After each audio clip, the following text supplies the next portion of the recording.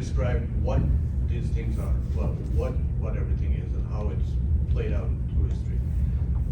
But I would like to ask why, and what's your opinion for why, first of all, the genre that Allah or the narrator has chosen, why has it chosen this one so it's become such a difficulty for our generation today to locate that and to specifically identify what that genre is. You know, any person today will pick up the Quran and, like you said, will have those questions, will be misunderstanding it, or will be misusing it, like the terrorism or the Mullah and all those stuff have done. So why wasn't it created in a way that would be better for the coming generations if the Quran is supposed to be a book that's going to last until the end? Well, that's basically a question that you need to ask God. I mean, He did so, and what we are not in a position to dictate God. But I think that the reason for this adoption was that if you read the Quran and you have a good grasp of classical Arabic, this cannot be missed out. You see, the word qala, every time the word qala and yakul is exactly what the word colon in a drama would mean. He said that, he responded to that, this was this, and this is how it was answered. It's just a question of realizing that in the human plane, whenever we would write a book of dialogues, every person who is a part of that dialogue is specified, and that specification is for our own simplification so that we don't get that confusion. But if you know good Arabic, and if you even break down a book, I mean a surah I would say, in a way that in which the speaker is actually, this is an exercise that I make my students do, that you break down the surah in a way that you write that which is the verse. I mean, every verse that you're talking to is not going to change the accuracy, but just write down as you go along with the book that who is speaking and who is it being spoken to. And if you have this breakdown of a surah, you'll have a very good demonstration of the fact that how this dialogue is progressing between individuals. And when it says innaka will mean you, indeed you. It doesn't mean I who's reading the Quran. It is someone who is within the context, who is found at that time. And by exactly not realizing this, there are many people even today, I don't know whether you heard of Sheikh Muhammad or not in Karachi, who says that every time the Quran says you, it is actually telling me. I mean, it's like me, myself being told, whereas that you would be addressed perhaps to the Prophet himself, to some other entity.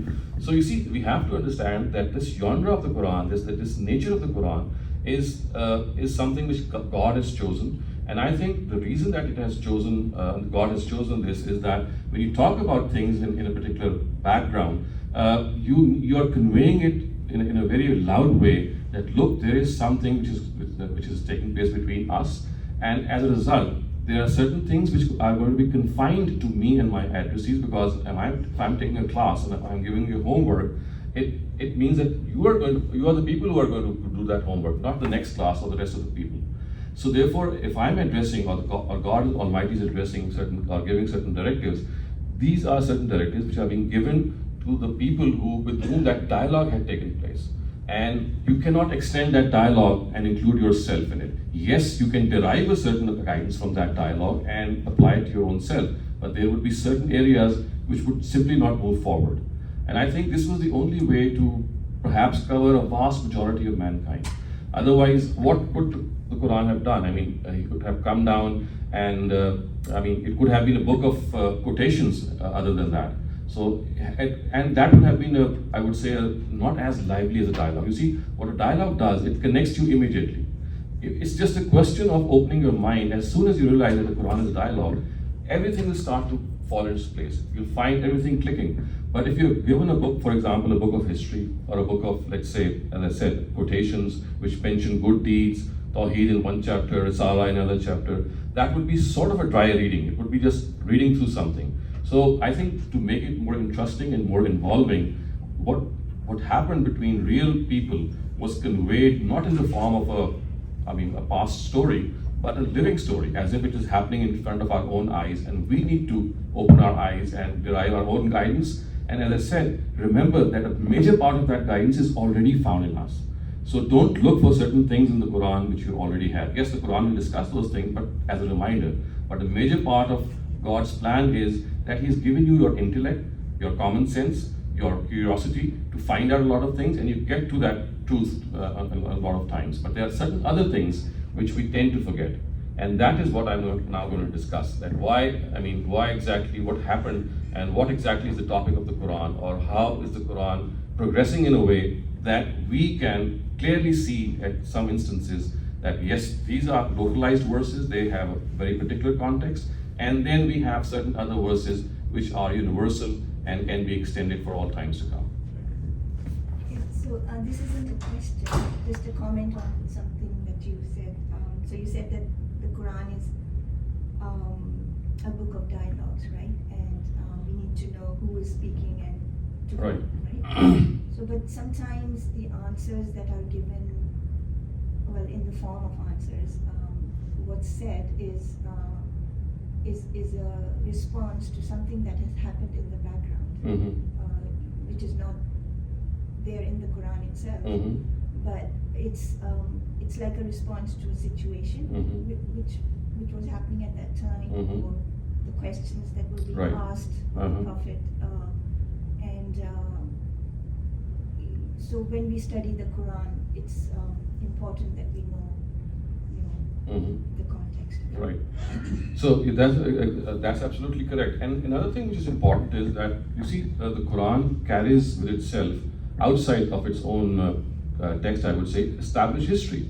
For example, there are things which are being discussed in the Quran without even being named. I mean, the Battle of Badr is going on without even being named that this is the battle that is happening. Or there are certain other things, for example, the incident of Ifk, which involves Aisha Radhiyallahu anha. We don't find her name mentioned there.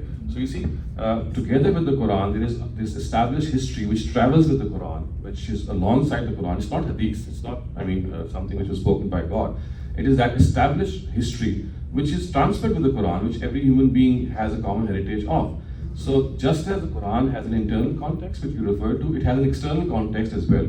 And that external context is something that we know. When I speak of someone and it is so obvious that need to be pointed out simply because it's known everywhere. So the incident which took place regarding Aisha Radhiyallahu anha, whether it was some other wife or whether it was this wife or not, was so well established outside the Quran that the Quran didn't need to point out a lot of things. So another confusion which people also rises in their mind is that they try to find out everything within the Quran, from within the Quran, and they say, well, if the text is not talking about certain things, then how do we know that what exactly is the text talking about?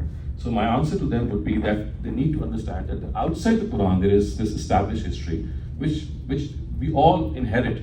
And I'm not talking about history which can be challenged, I'm talking about established history. So this is another source through which we are able to gauge what exactly happened within the Quran. So I'm just curious, with the scriptures that came before Quran, do they follow the same genre? Are they also dialogue, or has there any research? Well, that's a very good question. If you look up at Injeel, for example, the Gospels, there is this red letter Bible, if you have heard of that. So what has happened in the red letter Bible is that the words of Jesus, they have been put in red. It's like he's speaking to his disciples or to some other people. And they have been pointed out in a way that instead of reading the rest of the Bible, if you would like to find out just what Jesus had said on certain occasions, so they have written his name and then a colon and then that line will be in red. So yes, I would say that they are part of the gospel, and there's part of the gospel in which we find that dialogue. And because of the fact that the previous scriptures have not been preserved in their original language, so we cannot, comment on it in a very definite way. But I would say that they were very close to the Quran in this respect, that because of the fact that there was a living prophet who was speaking to his disciples or followers or enemies, I don't think there could have been any other way. Because you see, he was being revealed certain directives and he had to convey those directives. And the only way to do so was not that he was handing them a book, he was speaking to them. So I think this is the way which was adopted in the case of the previous prophets as well, I would say, roughly. But not in a definitive way, because neither the Torah nor the Injeel have been preserved. But as far as I can see, even in translations today, yes, I would say that this is the case. Although it has been very developed in Quran, and the reason for that development also is the fact that the brevity or the ijaz which is found in Arabic is simply marvelous. And at times it's difficult even to get hold of it. So it's reached a certain pinnacle in the Quran, I would say. when did the older scriptures got converted into Latin? Were they handed out in Latin, or were they moved from Arabia into Latin side of it? And how did that scripture become Latin and not like Quran and Arabic? You were talking about Latin as language. Yeah, I mean, I don't know. You see, scripture the original language of Torah was Hebrew actually. It was Hebrew. Right. So the Hebrew, we don't have the original exact of the. And the Hebrews are from Palestine. They are of those times. I mean, we don't have the original language at the moment. I mean, it has not been preserved. But the Torah that we have today is a translation of that Hebrew language into other languages. For example, even in the Hebrew language, even in, for example, Greek and Latin, in French and German, etc. But the original has been lost. And Arabs were not privy to that, or they the Arabs were privy to that because we find Christians and Jews, they were living in Arabia, so they had their scripture there, and of course it was in the form of a translation, and we find even people within the community of the Prophet reading those scriptures, because we find Zayd ibn Sabit, we find some other scholars, they would find it very interesting to read the previous books because they thought they're so close to the Quran. So they had those scriptures, the gospel was there, the Torah was there, but the only thing was that they were not there in their original language. They were there as translations, and the Quran still revered them. And even in their changed form, it referred to them as fihi hudan wa nur, they contain guidance, they contain light, and it still praised them, in spite of the fact that there were certain distortions that had occurred. And by the way, since you have asked this question, I would, out of my own study, I can say that a major part of these previous scriptures, even if they exist as translations, is very close to the Quran. It's so close to the Quran, there you'll find one major area in which this distortion or interpolation or tahrif, as the Quran calls it, has occurred, and that is regarding the prophecy of the arrival of the last prophet. Right. So that is one major area. Otherwise, you'll find the Old Testament and the New Testament so close to some of the things that the Quran says. In fact, the claim of the Quran is that it has revealed the same religion to Muhammad as has been revealed to Jesus and to Noah and to Abraham. And that is why all the prophets of God have always been the recipients and, of course, then the advocates of the same religion. It's certain distortions that took place, and because of the fact that the previous scriptures could not be preserved in their original language and they were lost to posterity, that final book needed to be delivered in a way that it could be preserved, because at the termination of the institution of prophethood, someone had to be a substitute for divine guidance. Something had to be. So, because no new prophet was supposed to come, in the previous case, if there was a distortion, the next prophet would correct it. It would, tell us that, well, this is the right thing. But once Prophet Muhammad was designated as the last prophet, so the Quran or the last scripture had to be preserved, because it was going to act as a substitute of divine guidance and be preserved in a way that you could not, think. Was Quran documented during the life of Prophet? It was. Yes, it was. Not only was it documented in a way that it was written down, it was also memorized. So in my own research, because my own research in my doctoral and postdoctoral research relate to the history of the Quran, I have shown that the Quran was transferred to the living tradition of Muslims. It was written, spoken, read, taught, and then even discussed and comparatively analyzed as well by the Sahaba. So it was basically transferred and finalized in the time of the Prophet. Before the Prophet departed from this world, he gave us this Quran in its final shape. And it is incorrect to believe that, for example, Abu Bakr or Usman were the people in whose times the Quran was finalized. So these are certain traditions or narratives which we find in these books. But the Quran itself says that it will be completed in the lifetime of the Prophet, that these are the words of the Quran. And then this revised Quran or the recompiled Quran, because the Quran was arranged in a new sequence. It was not arranged in its historical sequence. And the Quran says, فَإِذَا قَرَأْنَاهُ فَاتَّبِعْ قُرْآنَهُ. Once this new sequence has been given, it shall be given that recital and then consigned to the Prophet, who will consign it to the Ummah. So it was finalized in the time of the Prophet. But as I said, our own history books and hadith books, they actually belie this fact, and hence the controversy that when was the Quran actually finalized. So we have this controversy going on between scholars of the West, and they're coming up with so many different theories. because of the fact that our own Muslim scholars, they think that it was finalized in the time of Usman, 25 years of the Prophet's death. I would like you to explain a little bit more on that misinterpretation of Quranic verses by different scholars or the different sects or different people is creating the issue of this to know the concept of jihad, because the whole nation or the whole ummah is divided and having its own direction, because the scholars are not on the same consensus and creating a problem. And what's the Quranic approach to deal with the future challenges, which is different challenges compared to the Arabic Peninsula? So this is exactly what I'm going to discuss now in this segment, in which we are trying to understand that what exactly are these misinterpretations, why have they resulted, is it the context, is it not understanding certain areas of the Quran, or is it certain hadith literature which has given different view to the Quran. So I'm just going to discuss that now. Before we move on to the next section, since you mentioned the Quran is actually a dialogue, and without saying who's the speaker and who's spoken to, but how can a person reading today then determine if there are some instructions being given in that dialogue, that whether those instructions are for the person that they are being spoken to, right, or are they applicable to a person like you? So this is where I'm going to discuss this in my next segment as well. But to give another brief answer is that, you see, the context of the Quran is very important.